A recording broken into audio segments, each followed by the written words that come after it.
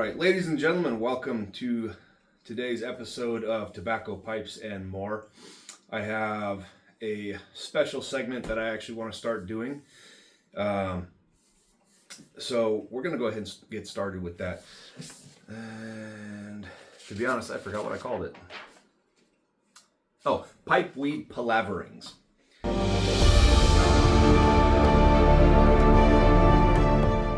Today I have a special guest with me. Zach, if you want to introduce yourself. Hi, I'm Zach. I work with Lonzo over here, and this is my first time pipe smoking. Yeah, so we're going to introduce Zach today to to the wonderful world of pipes and pipe tobacco. I do have with me a little follow guide, so bear with me as we follow along with that. We're probably going to not follow that, but we're going to try. So, first, we have a brief introduction of the whole concept of tobacco. We were just talking about it earlier, the different types of tobacco and kind of why we smoke tobacco as far as pipes. In my personal opinion, I feel pipes are a more gentlemanly pastime, so to speak. Something that's a little bit more intriguing and a little bit more for the soul rather than just trying to get a nicotine fix or, the douchebag down the street smoking the big old fat cigar. It takes some mind and some effort to actually smoke a pipe and keep it lit, and more slows you down and lets you think, lets you ponder on life's great adventures. I was definitely that douchebag for a good 10 years. About a pack a day on cigarettes. Ooh. Yeah, I don't think I could ever smoke that much. I did smoke cigarettes when I was in the Army. Back in the day. Well, when I was in active duty Army and I was bodybuilding, I didn't smoke at all. It even took like a will of God to get me out to go drink, But one time my buddy said, "Hey, I'll pay for all your drinks if you come out and drink." And I was like, "Let's go!" So I got all schmammered playing bowling and running back up the streets, Kelly Hill, drunk off my ass. So, but those stories for another day. What were we talking about? Being a douchebag. Being a douchebag, yeah. Pipe smoking, personally, for me, is just something that slows you down and just makes you think about life, what your next steps are and where to go from there. So, that's how I feel about them. So, our first task for today is kind of going through the different styles of the tobacco, a little bit of the overview of the different types. So the first one we have is Virginia tobacco. And for all you new viewers as well, welcome. Thank you for checking out the channel. So we have Virginia tobacco, which is commonly a more sweeter tobacco, brighter, grassy, more hay-like smells and flavors, which is really nice. The only thing you got to be aware of, because the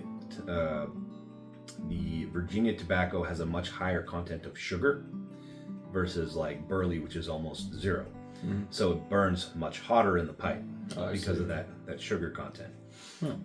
But you do get a lot more sweetness out of it and a lot more bright, earthy, grassy, not quite floral, but somewhere within that realm type of flavors.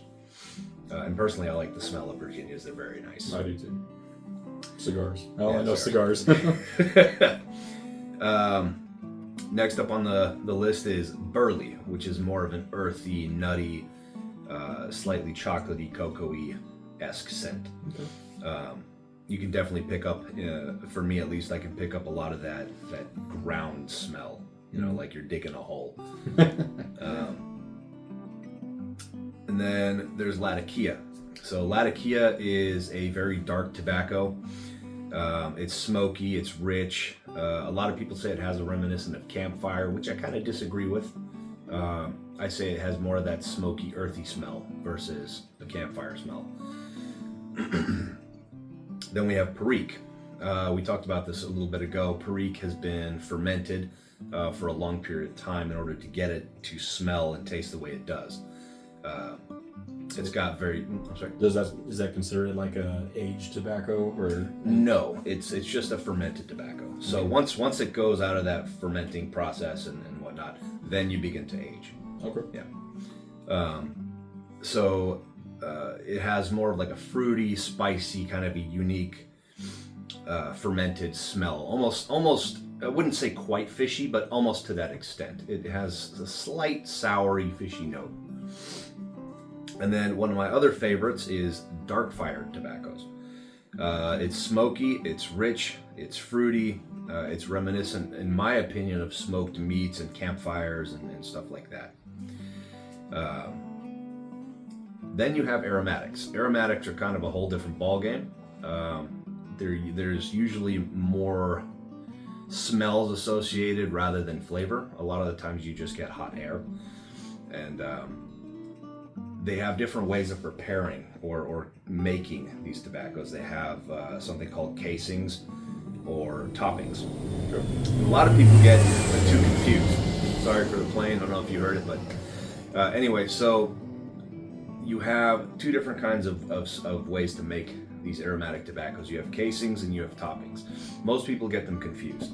A casing is usually done before the tobacco is actually mixed and made into whatever tobacco they're making, and it's usually very light because what they're trying to accomplish is just getting a light flavor additive, so to speak. So they're trying to keep some of that tobacco flavor as well as whatever topping they're trying to add or casing they're trying to add to it. Okay. Does that make sense? Yeah.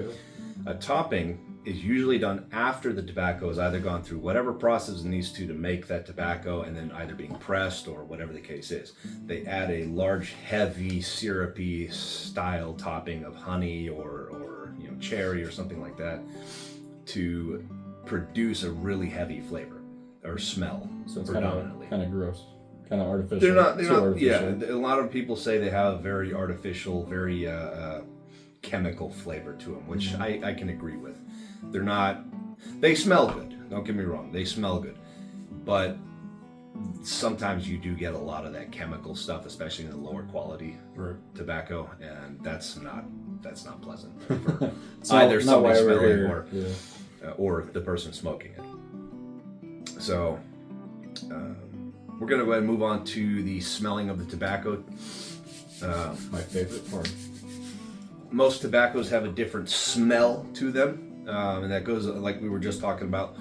The Virginias were kind of sweet and bright and grassy, which actually will pull out one of my. So for those of you who have been following, I think I have a new favorite. It's always been Three Nuns, but I have been, and thanks to that Sherlock Holmes pipe, I have been obsessed with Peterson Deluxe Navy Rolls. These things are freaking amazing. Yeah, let me grab the tin popper. I'll pop that open. Brand new tin. I don't know if it's gonna hiss, but ooh, it did. Okay.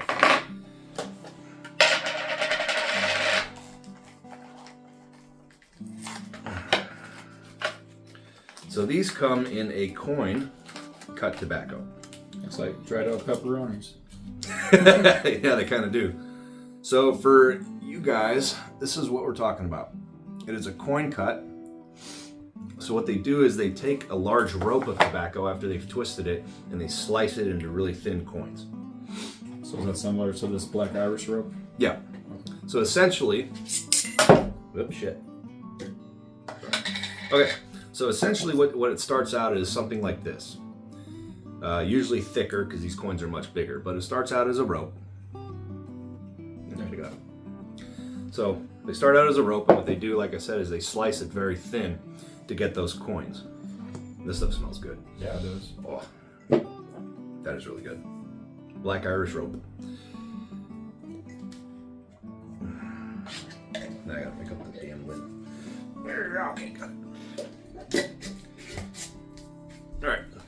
So back to the Virginias. So this is actually a Virginia Perique blend. I don't think it has anything else but Virginia and Perique.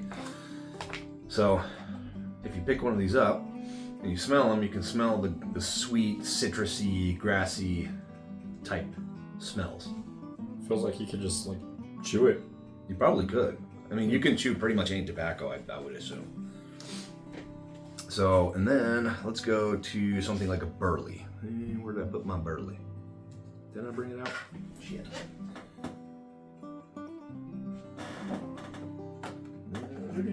That's not burley, that's Kentucky. Bear with me. I forgot to get it. There it is. Okay. John Cotton double pressed burley. Something I actually just did a review on the last video, I believe. Oh yeah.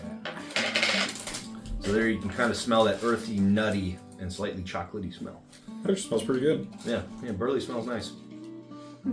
But see, comparatively to the Virginias, it has a much more deeper smell, more nuttiness to it, rather than grassy, citrusy, high smells.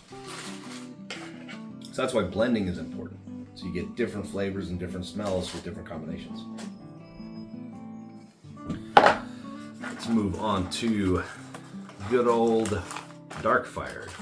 So how do you like shove that into a pipe? Do you have to like chop it up yourself? Yeah, well, kind of. We'll go over that. My favorite way is to roll it. So you basically take it and just roll it up like this. And you usually do 2.5, and then stuff it in. Okay. Yeah. Oh. We'll go over all that.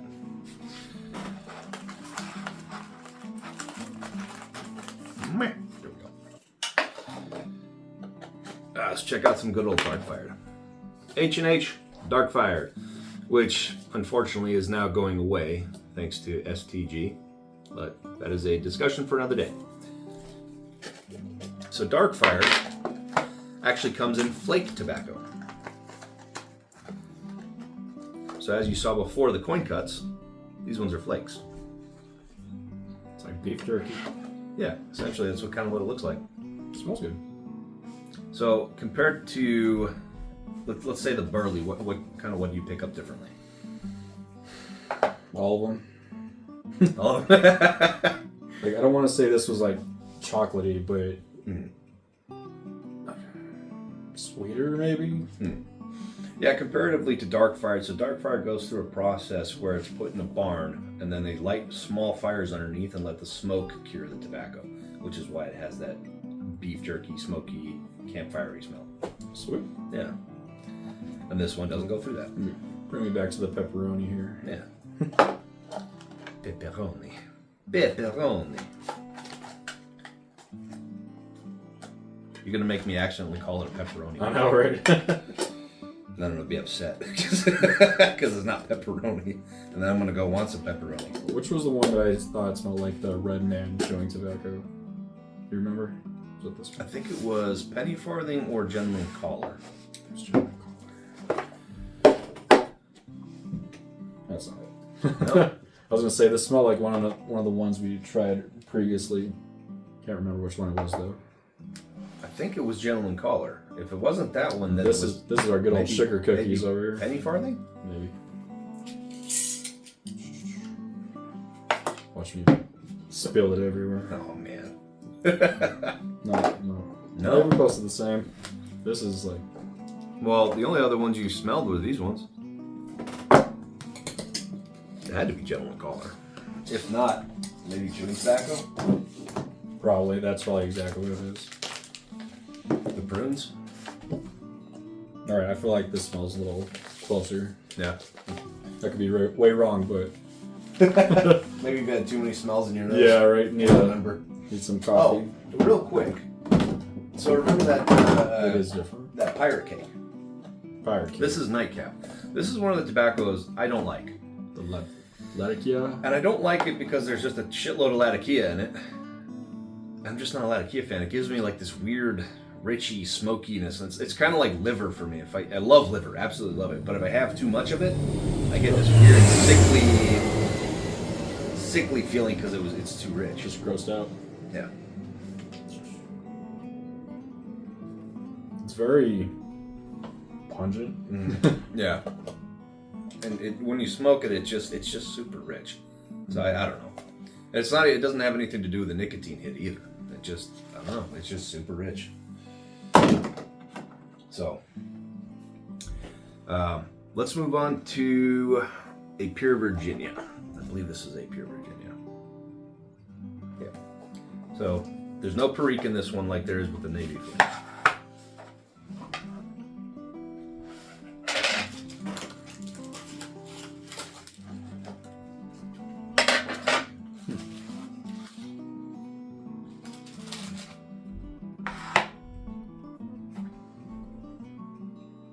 This smells a lot better. Yeah. Yeah, it's a nice smell.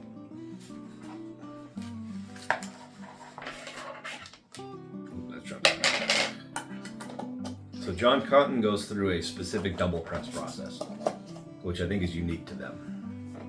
All right. Yeah. Anyway, so you understand kind of the differences between some of the tobaccos. That just because they're all tobacco doesn't mean they're all the same. Oh yeah, They're all very different.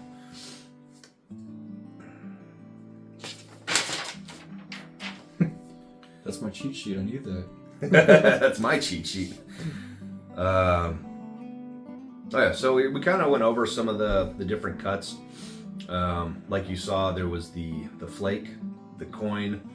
There's rope, which you have to prepare yourself as well. Here's a different style of coin. You see, it's more shagged, more Right. non-uniform. Oh, that smells amazing.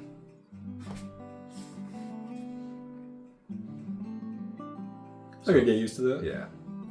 Three Nuns is technically my favorite. This is yellow. This is a Virginia blend. Three Nuns is actually a dark fire blend. The normal one.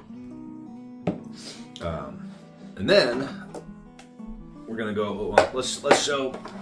Oop shit! God damn it! Okay, it went over there. It's gone. Yeah. So this is more of a fine cut, right? So the tobacco is really, really small, cut in tiny, tiny pieces. It doesn't look very pleasing. No, it's actually kind of a pain in the ass because it goes back up into the stem. Like soil. Actually, now that you mention it, it looks a lot like soil. This one is more of a ribbon cut. So the strands are longer, easier to pack. And this is like the tobacco I'm used to seeing for like rolling your own cigarettes. Yeah, it's essentially kind of the same thing. Cut the same. Sweet. And for all you guys, you can kind of see the difference between the two.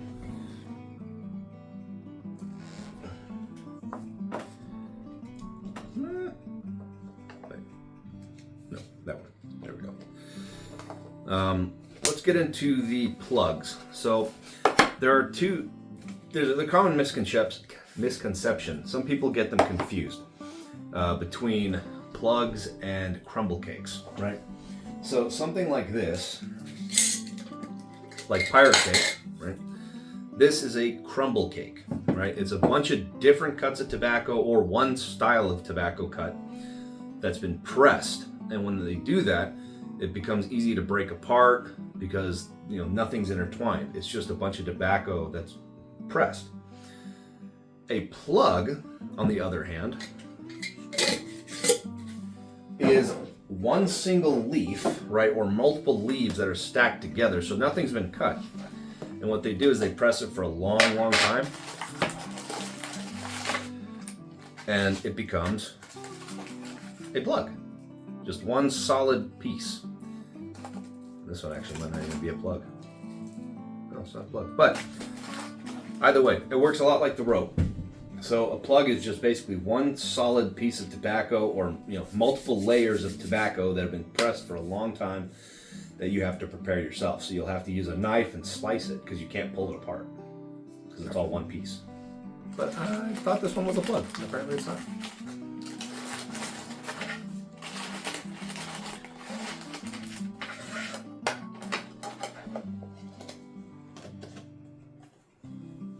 Oh, actually I have an idea. Smell this. Tell me what you think. I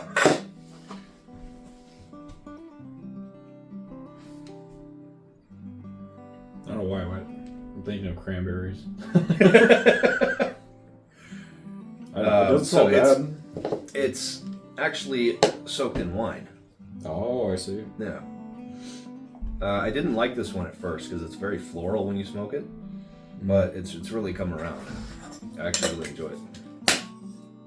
Bark and Rick, baby. All right. Next up on the list today, we went over the common cuts of tobacco. So how do we prepare these different styles of tobacco? So we got our little tobacco holder thing. We'll start off with some of this dark fired. So dark fired is a flake.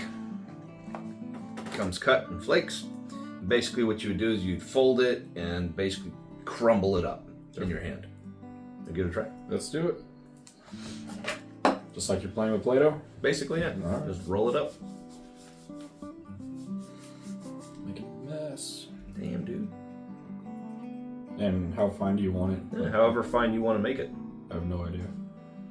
The finer it gets, the more like you have to compact it, or Yeah, essentially, the faster it'll burn. You know, so you want it to be not too broken down, but not too heavy. You know what I mean? Or the other method is the fold. You know, so you just basically fold the tobacco over on itself and stuff it in your pipe. all right. Yeah, that's one of the common methods for flake tobacco. I'm gonna smoke that later. You know, the term smoking has a really negative connotation around it, and it really sucks because most pipe smokers don't consider themselves smokers. We're not inhaling any tobacco, any smoke. I see that. So, because of that negative connotation, we can't say I'm a smoker or I'm a pipe smoker. So a lot of the times I'll refer to it as puffing. I get it. I'm puffing on a pipe, instead of smoking a pipe. You might see me choking later. Yeah, Habitual movement. just don't inhale. It might happen. It's okay. I've done it once or twice. It sucks. We'll go to the Peterson Navy rolls. So you can either do the same thing with these coin cuts, or you can do that kind of roll, fold, stuff method that I was talking about.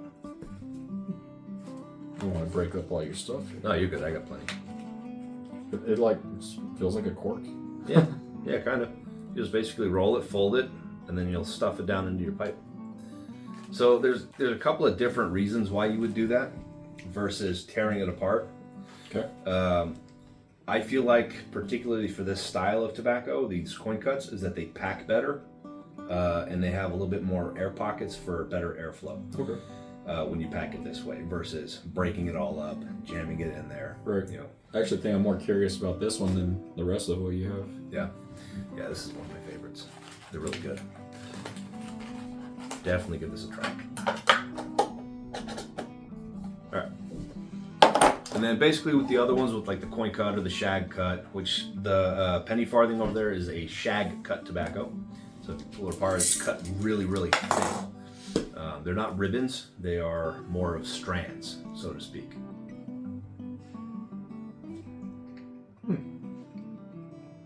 And that one actually packs really well because of the way it's cut. I was thinking of that. Yeah. Okay. I like a lot of the tin art on this stuff, man.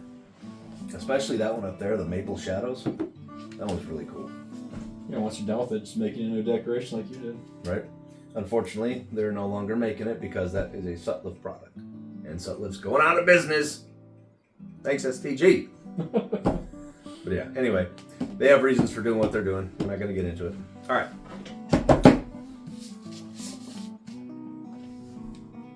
Preparation techniques. Okay, yeah, so we talked about that. How to rub them out and roll them and all that stuff. So, there are different types of pipes that you can use, different shapes, made out of different materials. There's briar, there's olive wood, there's pear wood, there's meerschaum, which is this material right here. It's kind of like a, well, technically it's like a soapstone. It's very soft. It's kind of hard, yeah. It's not necessarily pliable, but it will scratch and dent easily. It's a very carvable material. And the reason why people would use this versus something like a briar pipe It absorbs liquid, or when you're smoking, you have all the excess juices. It absorbs that stuff really well, and it also helps control heat really well, which is why it makes an excellent pipe. Plus, it's easy to carve different decorations and stuff into. Kind of sounds like a pipe for beginners. Yeah. Only problem is they're quite expensive depending on what you buy. Really? This one was 150. Oh, okay. Yeah. So, and this is quite a small one. It's a very, very deep chamber though. Like I can't even get I got fat fingers, but I can't get my finger all the way in there. So, the other thing with meerschaum is that it doesn't. It's very hard to ghost. It's kind of like a corncob pipe, which is the one up on the top left there. Mm-hmm. They're very hard to ghost, which I don't know if you know what that term means. I do not. So ghosting means a leftover flavor left behind by previous tobacco that you smoke, right? So let's say I put a heavy aromatic in here, right? With a normal pipe, it's gonna possibly, doesn't always happen, but possibly once I'm done with it and I put new tobacco in it later on, I'll still get reminiscent flavors or smells from that old tobacco. Right. But it doesn't really happen with these because of the way that they soak up the liquids and distribute it. And over time, these actually turn kind of a brownish color. It's kind of started here on the top. I see. But the whole bowl will do that because it soaks through into the material, which is really cool. Yeah. The only thing I hate about these is these screw stems. Okay? They screw in and out instead of traditional pulling in and pulling out, or pushing in and pulling out. MBSD pipes. I'm not affiliated with them, but I'm going to throw it out there. They do make a lot of these meerschaums with an already normal pipe attachment instead of this crappy screw garbage shit. So check MBSD pipes out. So is that similar to the pipe you see on National Treasure? Actually, I think so. It looks, the pipe on National Treasure, little boat. Yeah. You're talking about, yeah. That looks like a meerschaum pipe now that you say something. I never it's one of my favorite movies too. Right. I never thought about it. I'm learning here. I'm learning. Yeah. So let's move on to some of the Briar stuff. This is an Eric Stokeby 4th generation. With a lot of the Briar, you get what they call flame grain and bird's eye. And the bird's eye are these little tiny dots with little swirls around them. I got it. Yeah, I see. Yeah. Really, really nice. It's got a nice flame grain on top. So Briar is probably the second most common choice for pipes. And the reason for that is it controls heat really well.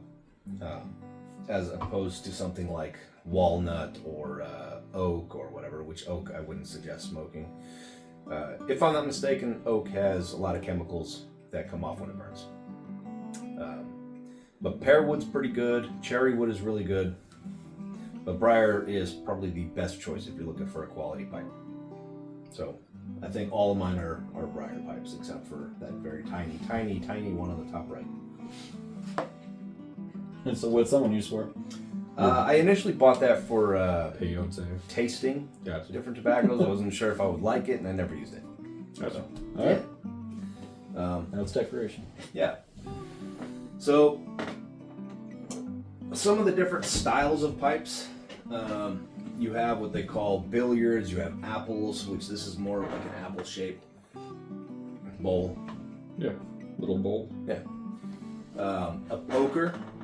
This is actually a phenomenal pipe to smoke. This is what they call a poker. It's got a very tall bowl. Typically, you would find them with straight stems, but this one has a curved. Okay. Yeah. This is a very deep chamber. And a nice white one, too. I usually smoke the crumble cake latakias and stuff in this one.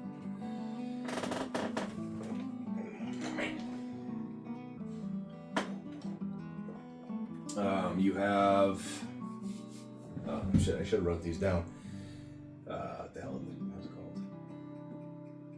A few moments later. Awkward silence, sorry.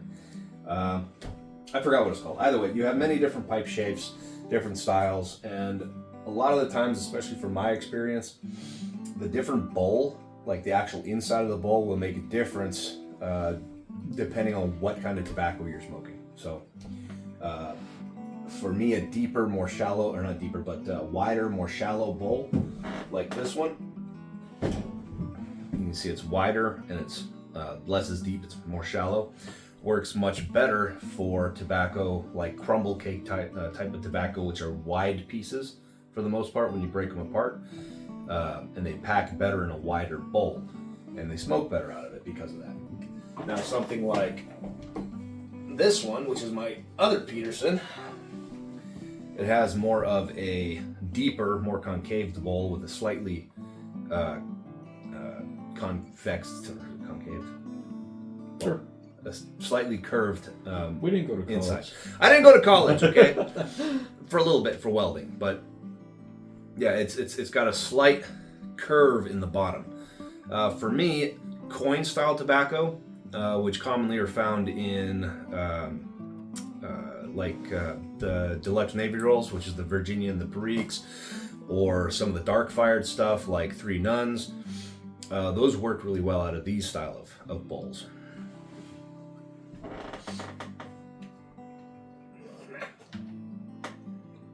Then you get the ones that are just kind of more flat on the bottom. You can pretty much do most things out of that. I usually prefer an aromatic with that just because it's easier.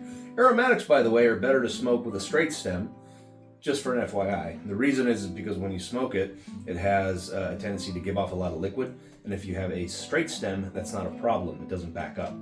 But if you have a curved stem, it backs up on the bottom of the curve. And you end up getting a lot of that nasty liquid coming back up. Yeah, just an FYI. Clever. Yeah. What's up next? Materials used, bowl shapes. Okay, now we get to the fun stuff. How to pack the pipe. What I came here for. Yeah. So choose your tobacco, and we'll figure out a pipe that you want to use. Well, there's two.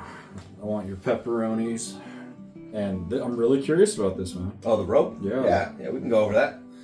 Get rid of some of that. What do you want to try first? Let's probably go with the pepperonis. Pepperonis? All right, let's do some of the Deluxe Navy Rolls. So, like I said, for that I prefer a more a deeper, more like slender bowl. Kind of more slender at the bottom and wider at the top for me personally, especially this one. Phenomenal for this, which I'll be using this one. And then let's get you this guy. So this is a demi-warden or semi-church warden stem. It's not quite as long as a church warden, but not as short as a normal stem. That's actually a really nice pipe too. It smokes great. All right. So I'm gonna do 2 of these coins. And then, like I said, my favorite way to do it is just kind of to roll it up like this. And then stick it in. So I just do one? The rookie amount? Do whatever you want. 1 or 2. I wouldn't recommend more than that because it might not fit properly. If you don't know the pipe. You know what I mean? You don't know how much to put. You can taste it already. So nice. Alright, so what you're looking for, once you packed it, you don't want to pack it too tight, so you want to be able to breathe through it, kind of where it feels like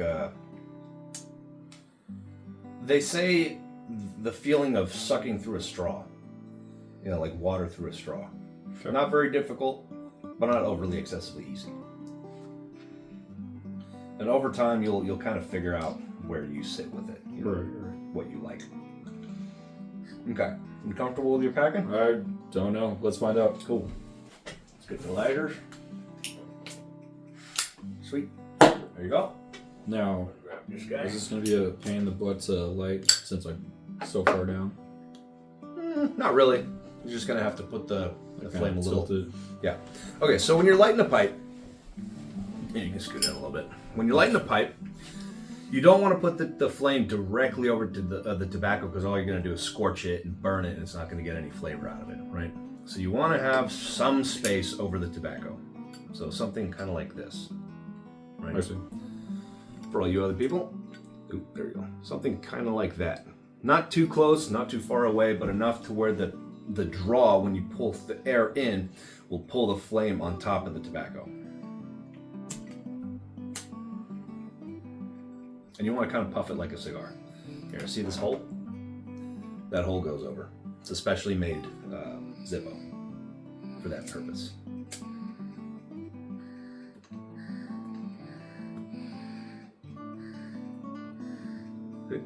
Now, is this like a cigar? How you want to get like the whole top?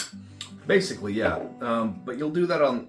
So there's two main ways people will do this. They'll either do one main light, or the first one is called the char light. Right. So the char light basically gets the tobacco into an ash state, which will help keep your tobacco lit.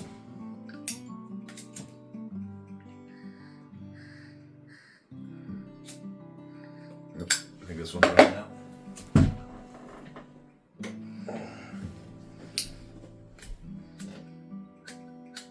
There we go.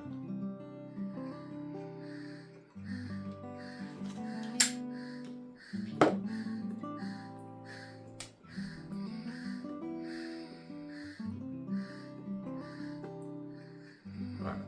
So, All what right, I like to do. teach this rookie. Not getting enough on the top. All right, so put it on. Yep. Hold it a little bit more towards the center. There you go. And then draw on it, because you're kind of deep, so you're going to want to get a pretty decent draw.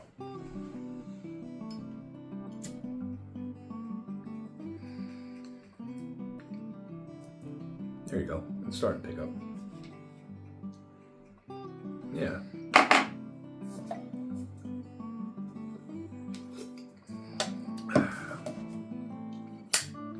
So now what you want to do, you want to take your tamper and just lightly tamp it down flat, because a lot of the times, especially with Virginias, it expands in the bowl and it kind of puffs up.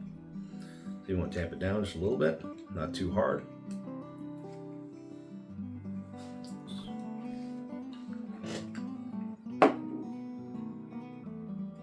And then you're going to go for your second light. I put it out. Yeah, oh, so that's the idea? It's going to go out. Oh, yeah. I got you. So the idea is to create a layer of ash and char on the top, because that's what's going to ultimately keep it lit. It's like having a fire upside down. Does that make sense? Sure. You know, all the coals are on the bottom of a fire, but on here, they're going to be on the top.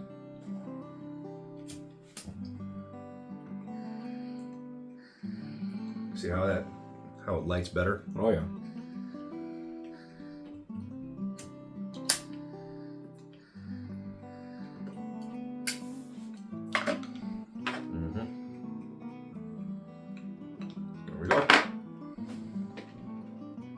That's really all it takes. That's not bad. No. Then you don't. Once it's lit, you don't want to draw excessively hard. It's just gonna like burn and whatnot. Mm-hmm. Yeah. So I mean, there's like, a difference it's between. gonna burn in here. I mean. Well, there's a difference between burning the tobacco and charring the tobacco. If you char the tobacco, you take all the flavor out of it, right? Because it just becomes nothing but white ash.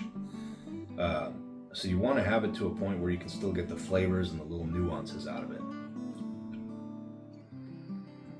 And for me, I draw the smoke to try to pull it into the back of my throat-ish, where the back of the tongue is, because for me, that's where I pick up most of my flavor.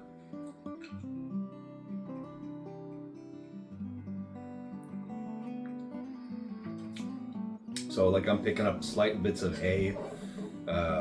Especially if you're first time, it's going to be kind of difficult to pick these out. Mm-hmm. Gotta build the palate. Mm-hmm. Yeah. But I'm kind of getting like a very light sweetness, a small bit of hay, a little bit of grass. I'm getting pipe tobacco. Yeah. Drink a little bit of your juice there. So I find a lot of times you drink something sweet and then you go back to it, it'll help kind of bring out some of that flavor.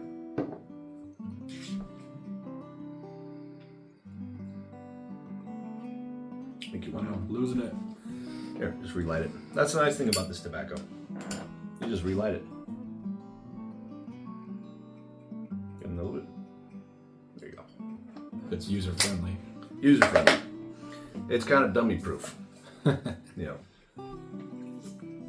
Although you do have to continuously stick with it, it is kind of dummy proof once you get going. It's like mine, it went out. So like when you see The Hobbit, you see Bilbo Baggins constantly putting his thumb over it, over the lip. Is that a thing? Yeah, so basically what you're doing, it's kind of not replacement for the tamper, but kind of helping instead of having to use a tamper. So essentially, like I said, what you're doing is when you push lightly, you're pushing the char tobacco to the bottom of the unburned stuff, or the top of the unburned stuff. Does that make sense? Yeah.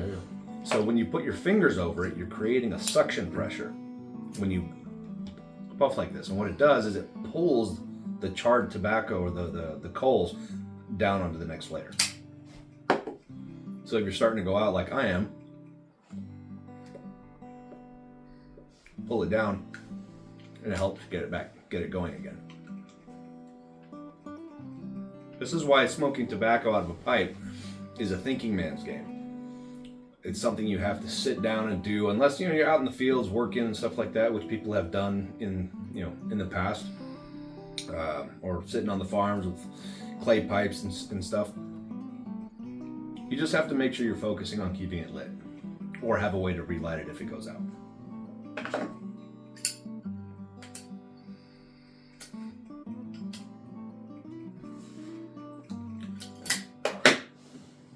And you're kind of sit back and chill.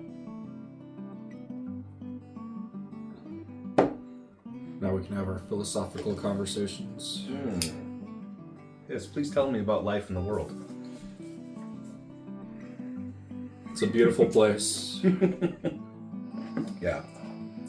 Let's go with that. No, there are some really beautiful places actually. If any of you have ever been down to Cape Town, South Africa, that's a nice place. It's very, very, very beautiful. So now I'm seeing this white ash.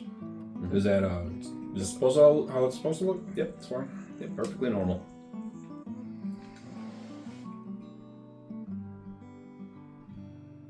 So, try not to draw long draws. It's not a So cigarette. it's your watch, right? So there's one method to help keep it lit that I learned from Mutton Chop Piper on YouTube, and a lot of you know who he is. Most of you do. I mean, he's got probably the most amount of followers for pipe smoking that anyone else has. He calls it the breath method. So essentially what you do is you pull some of the smoke in and then blow a very small bit of the smoke back through the pipe. And it helps keep the pipes from getting too hot and helps keep the pipe lit. So I'll demonstrate.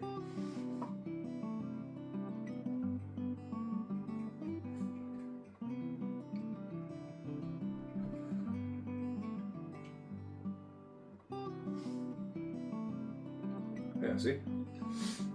Keeps the bowl from getting too hot.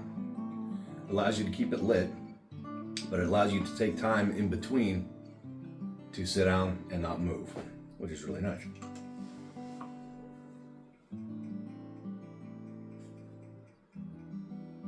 Contemplating. Just think about life. Think about the next project you want to do. It's the perfect time for me to start learning this as I'm starting college. Yeah, pick up a book, read. This is a great way to accomplish a lot of reading. You sit down, you read, walk away. Which I still got to read a lot of those books. I haven't read most of them. No, sorry, I haven't read all of them, but I've read a good number of them. I'm probably going to pick up the next book that Zach recommended to me. What was the name of it? Red Rising by Pierce Brown. It's a 3-book series. All of you should read it too. Yeah, Really y'all good should pick it book. up. If you're a fan of fantasy novels, then according to his recommendation, not mine, his, it's a good book. If you read Lord of the Rings or something like Aragon or Eldest, Brissinger, which is Christopher Paolini, the Night Angel trilogy, fantastic books. If you like assassination books, check out Night Angel trilogy. Super cool. Which one is that one? Oh, I see. Yeah, I don't have one of the books. I've been trying to find it, but it's kind of hard to come across. I'd have to order it.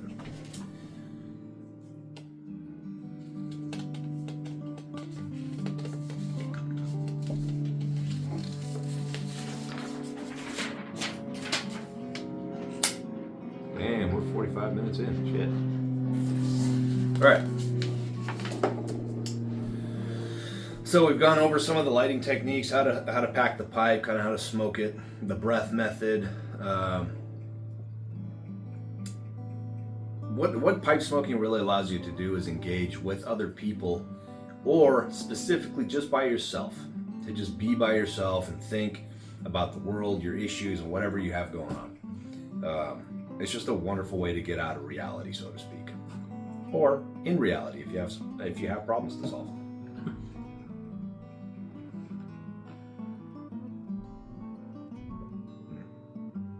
Yeah, this is nice.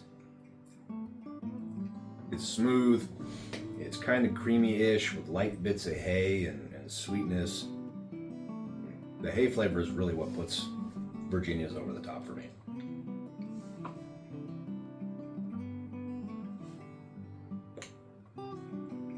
You getting any flavors out of it yet? Can't say I am. No, it took me a while. Like, it really took me a while to start being able to figure those out. Yeah, consistently doing it. Yeah. It's not something most people are just going to pick up and, oh yeah, I taste this and I taste that. It's probably not going to happen. Right. But with consistent effort. That's on video number 2. Video number 2, baby. You heard it.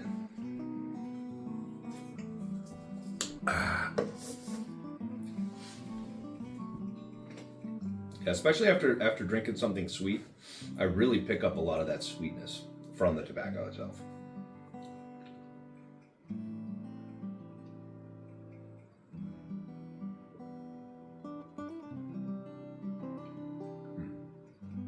So nice. So nice, I'll smoke it twice. Ooh, I inhaled some of it. What was it? What was that about hacking up a lung? It's supposed to be me. Yeah, see, people make mistakes.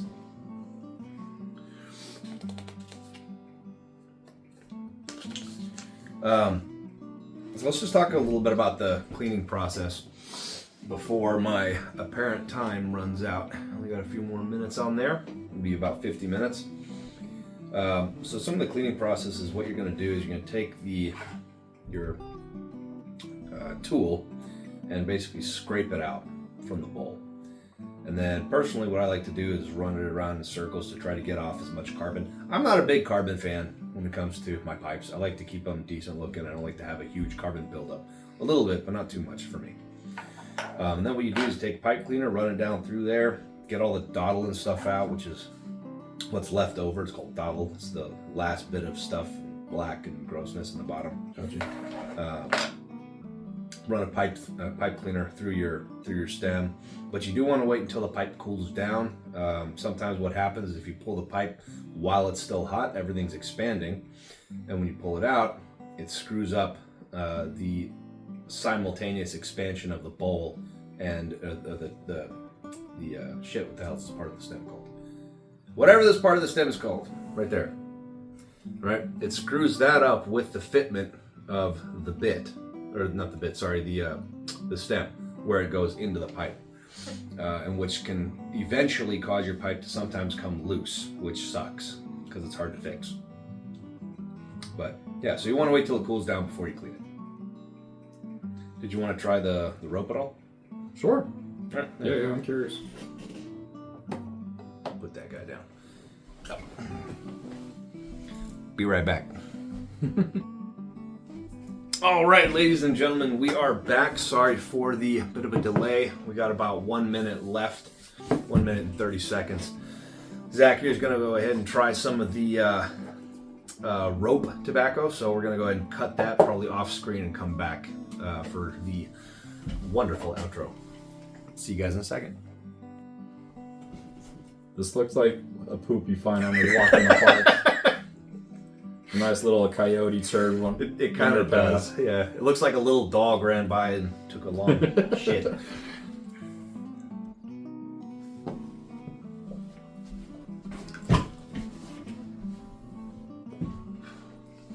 All right, ladies and burped.